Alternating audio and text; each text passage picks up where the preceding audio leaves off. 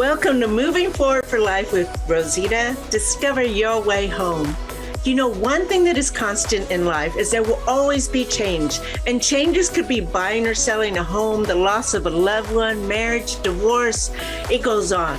But when you find yourself on a new path, whether planned or unexpected, what you know is home is shaken or shattered. So this is clear. How you process a change will impact the trajectory of your life. Moving Forward for Life with Rosita starts now.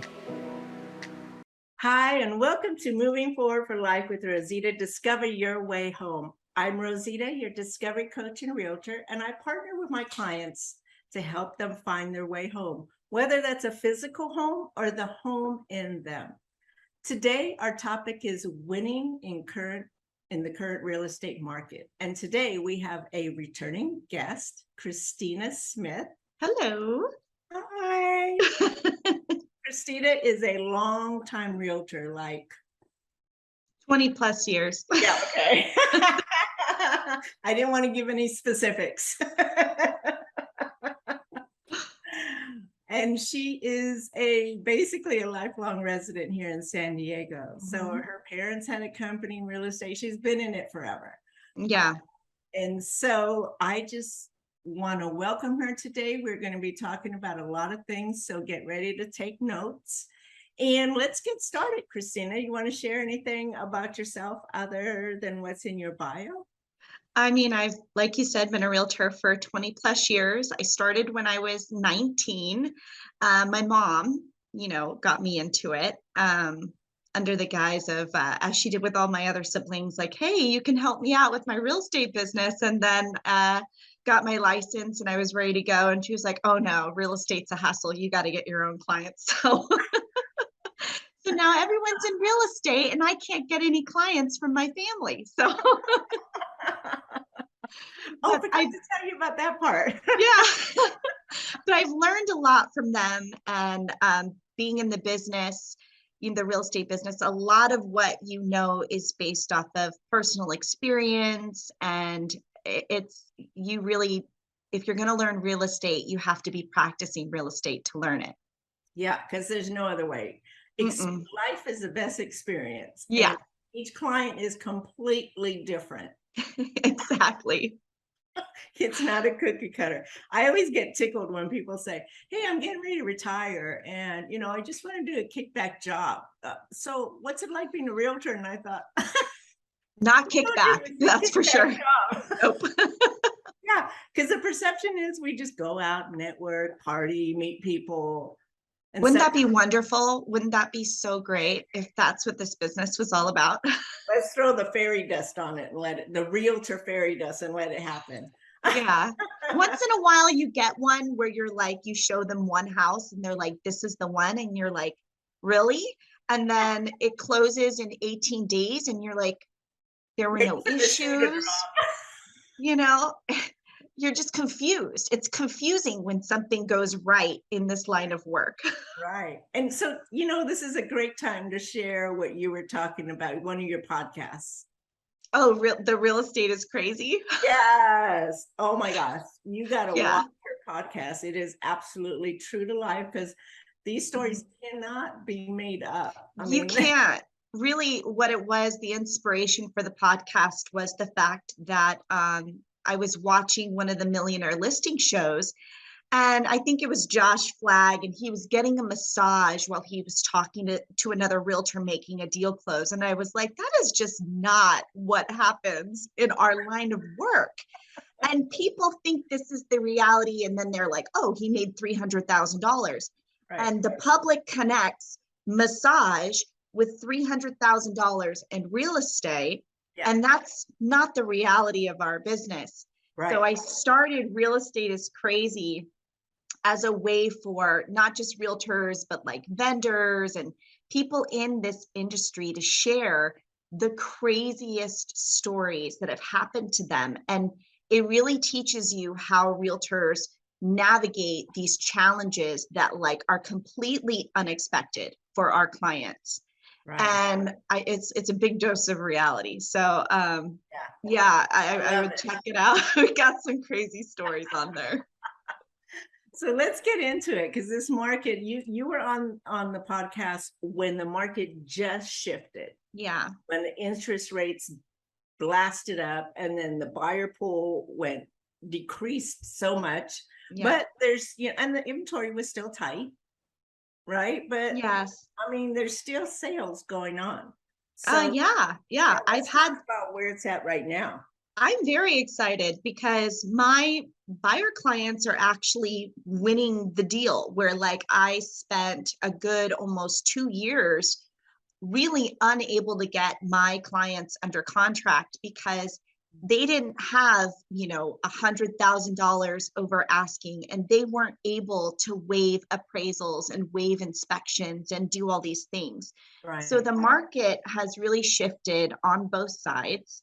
And so I think that the sellers before were just focused on the net proceeds, whoever was the highest bid, right? And now there's a real focus on what are my needs as a seller beyond the net. The net is important, but I'm moving out of state. I need a rent back.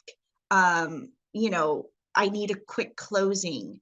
So I'm finding that when I speak to the listing agent and really find out the needs of their client, I'm able to get my client's offer accepted with asking for closing costs and things like that, which was unheard of before.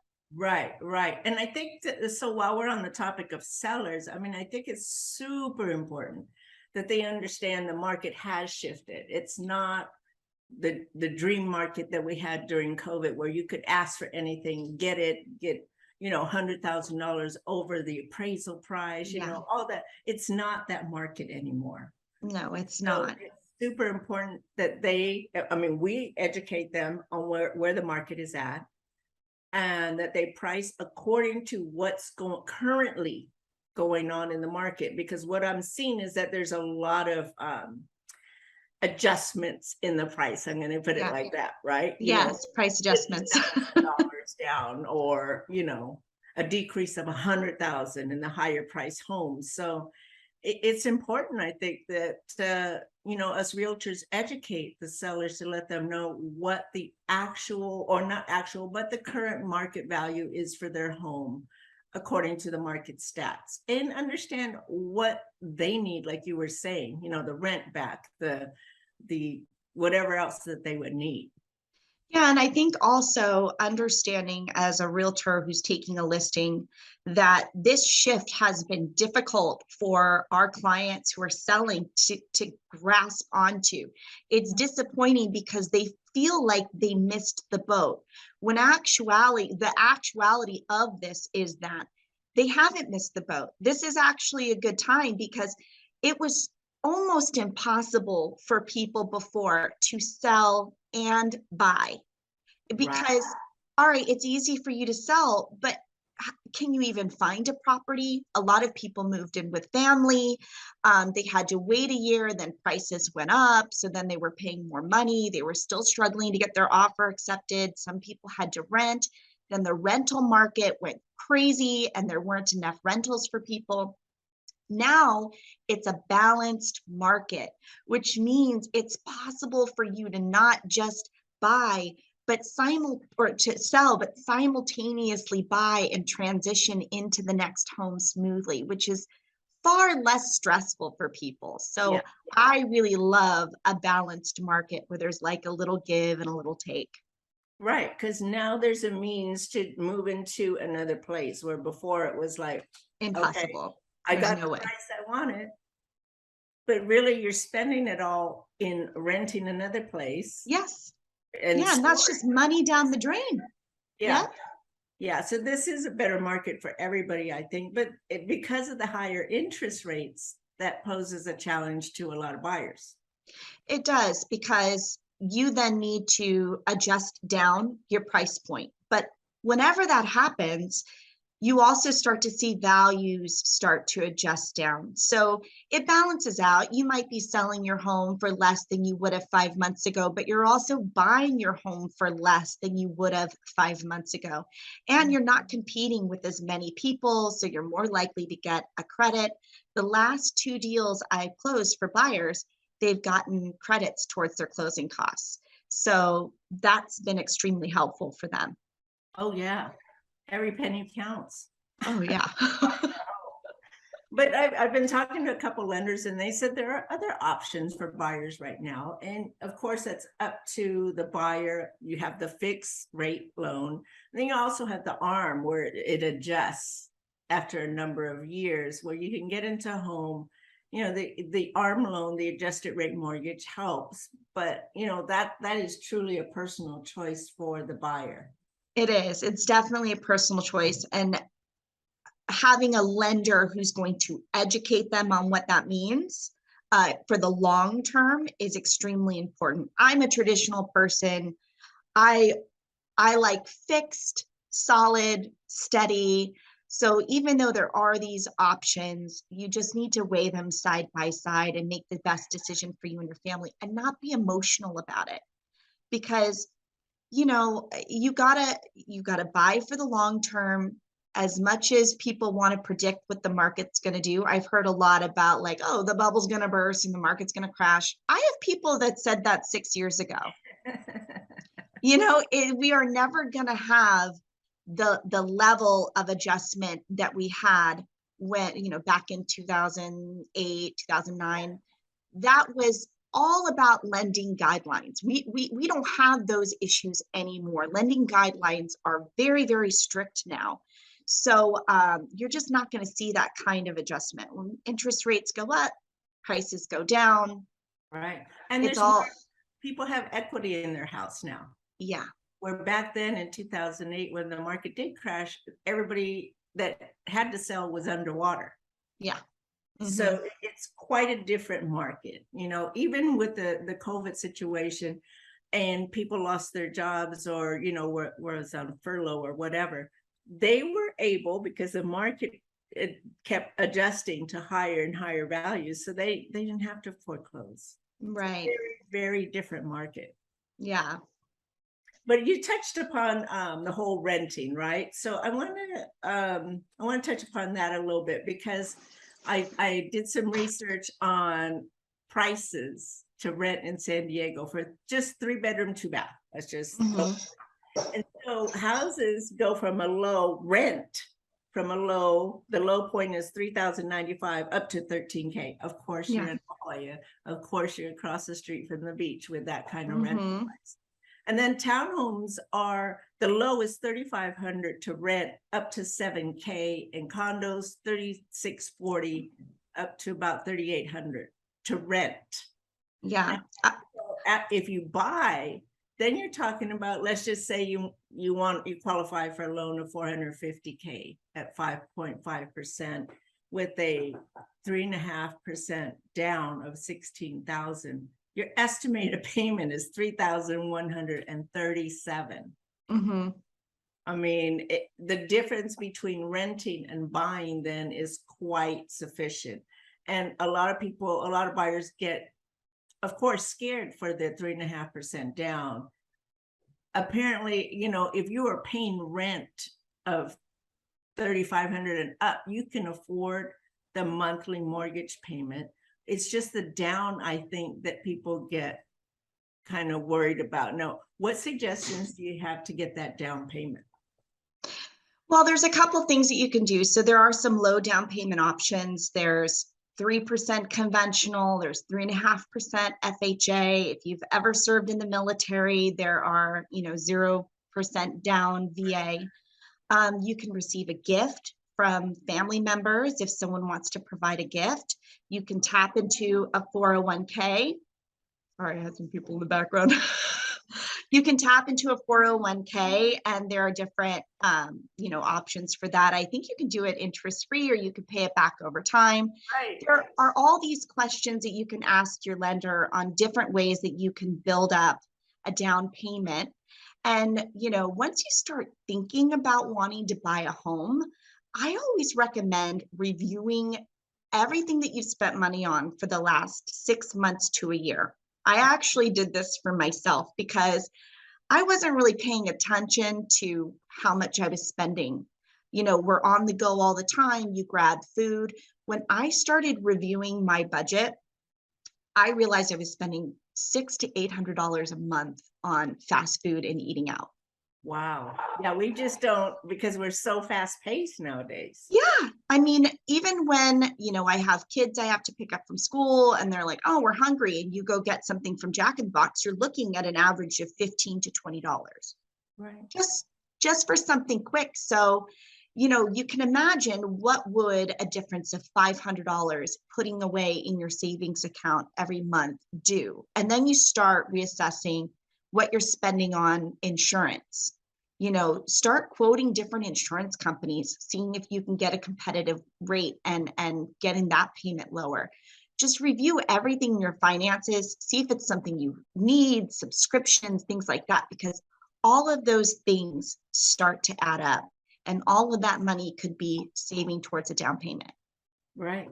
But there are so many options to do it. And if the estimated mortgage payment is the same or close to what you are renting, you're really throwing away money, because you're essentially paying the mortgage payment for your landlord and building their equity. So why not 100%. own? Exactly. And especially now, if you can buy and perhaps get your closing costs covered, there's a balancing act with that too. So sometimes when I have a situation where my clients only had the money for the down payment, they really don't have enough to cover all the closing costs. There are lender credit options that you can look at, or getting a credit from the seller to cover the closing costs. And if I know, let's say something's priced at 700,000, and I know that there's a recent sold and a little wiggle room to come up to 710 and ask for 10,000 towards closing costs, there's a balancing act there. It has to be good for the buyer and it has to be good for the seller.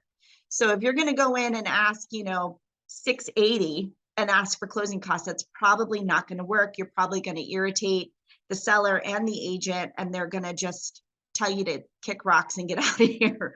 Right. But if you are interested in buying for the long term and coming up with something that's fair, that you're happy with, fulfills your needs and fulfills the seller's needs, you can definitely make something work. Yeah. It's all about being able to cooperate and know exactly what your needs are, whether you are a buyer or seller, and going in with that, making that clear. So especially to yourself, making it clear to yourself, so you don't go, I really like the house. Yeah, $300 more a month is not going to hurt, but it really will.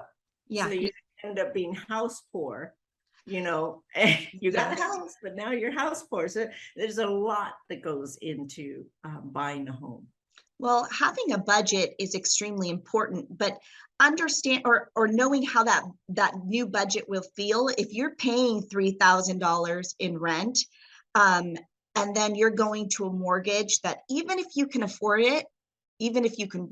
it just fine, and it's $4,000 a month, that extra $1,000 hit might hurt.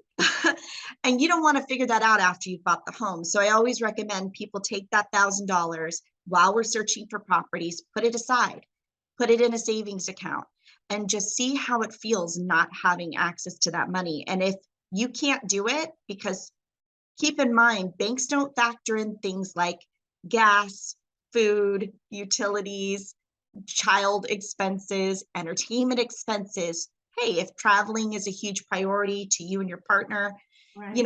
Not having access to that money might hurt your lifestyle in the long run. Right. They always say, that you have a budget, but then you look at homes that are either 10 to 20% lower than your budget. So you have a little bit of a pad, right? If you need to go up, then you can. But if you search for right at your budget, say your budget's 600, 700,000, you search for homes in that budget, then you don't have a pad. Exactly. Then you're stressing because you love the house. Of course, you're going to love the house at a higher price point. Yeah. But is it going to serve you and your family? Exactly. Yeah. And there's also a possibility of using the escalation clause, right? To make your offer stand out and maybe beat out the other two or five offers that are on the table. You can, honestly, I'm going to be honest. I've heard of the escalation clause. I have never used an escalation clause. So, you know, I don't know how I can recommend it. Nowadays, I find that just calling the agent and, you know, most of the time they'll give me some hints on like what's going on with the offer. Yeah. And then I won't need one. But in a competing market, I've heard of people being like, we will do $1,000 above the highest offer, Right. and then getting their offer accepted that way. Right, right. It's just it makes the buyer stand out a little bit. Like, Yeah. yeah, my offer may not be what you're looking for, but whatever your highest offer is that you receive, then I'm going to go above X amount of dollars, you know, 5, 10, whatever the amount is over the highest offer that you receive. I think that really puts it out there in terms of, hey, I really want this house, but I'm not going to go over this price. So Yeah. both sides have boundaries, right? Yes, the seller has a higher offer and the buyer can give higher to a certain limit. So one of the things that I found that I feel has changed in our industry, and you tell me if you think this is true, but back in the day, people wanted to hire a realtor who was like a shark, cutthroat. You know what I mean? Yeah. Nowadays, that doesn't work because no realtor wants to work with another realtor like that. So No. I would say, and one of the offers that I got accepted, there were 2 offers on the table. And the reason ours got accepted was because the listing agent said the other agent was being a jerk. And I was so friendly, I was so approachable. I called when, you know, I answered my phone when he called, that he was like, you're going to be so easy to work with. And, you know, that's what we want to go with. So this idea that picking an agent that is cutthroat, emotional, like, you know, that's going to actually hinder your offer. If you're wondering why maybe your offers aren't getting accepted, you might need to consider who you're working with. Yeah, it makes a big difference. And I've been in that situation too, where they say, oh my gosh, I had a higher offer, but the person was just ridiculously hard to communicate with, or I couldn't get in contact with them. Yeah. Or, you know, we just couldn't come to an agreement. So I'm going to take your offer because it seems like you would be cooperative and communicative. Oh, Well, yeah, it's so great. important, especially when challenges come up, that you have a real estate agent, that a realtor that's calm, collected, knows how to navigate those challenges and navigate those with all parties involved. You can't have a realtor that's going to call the other agent completely freaking out and being rude, because nothing's going to get solved. People get emotional, the walls go up and they go, just cancel. And then the deal's done and nobody's happy. So who you work with really does matter. Absolutely. And I can vouch for Christina that she's super knowledgeable. She goes over and above what normal realtors do, and is, you know, handholds really a lot of times her clients. I mean, it's so important, like she said, to work with the realtor that you can trust. It'll alleviate so much stress, because buying or selling a home inherently is a lot of stress. And same thing with you. I mean, you're just so nurturing and like calm and sweet and like caring towards your clients. But it is so important. And you know, you and I, we have a great relationship together. So whenever there's a situation where there's, you know, like a divorce situation, where one partner wants, you know, the 3 referrals for 3 different agents, Rosita, you're always on my list, because I know that no matter who they go with, they're going to be taken care of. And that's extremely important. Yeah. And same for you. We just got into that situation. We did. So this is, I think we're coming close to our end, even though we had a couple of bloopers in between. But anyway, thank you so much, Christina. You're welcome. Guest again. And how can people get in contact with you? Not just you, but also the Real Estate Stories podcast that you have. So you can search Real Estate is Crazy on YouTube, Instagram, TikTok. It's doing really well on TikTok, believe it or not, Facebook, just at Real Estate is Crazy. And then if you have a crazy story that's a real estate story to tell, I'd love to have you on the show. And you can reach me at 858-334-9422. Who would have a crazy real estate story? People have crazy real estate stories too. Just their experiences with other realtors. You just like never know what's going to happen in this business. Right. Or with other buyers or sellers, right? Yeah. I do have another one that we could talk about later. But okay. Man. As always, my desire is to bring awareness and let you know that you are not alone. Whether you're buying a home or searching out who you are, we partner with you to navigate your path so you can move forward for life, in a life that you desire. Remember, the trajectory of your life is within your reach and it is your choice. So I just want to remind you to subscribe to my YouTube channel where I have all the podcast videos at Rosita Sells Homes. Until we see you next time, thanks for joining us today. Thank you so much for listening to Moving Forward for Life with Rosita. Discover your way home. Through my own personal healing journey, I've come out stronger and braver. I know firsthand how hard, how lonely, and heartbreaking it is to continually live in pain. As we work together, you will discover the good, the bad, and the not so pretty parts of yourself so you can uncover the fabulous in you. Discover what you need to come home, whether that's a physical home or the home in you. Join me every second and fourth Friday at 12:30 p.m. Pacific.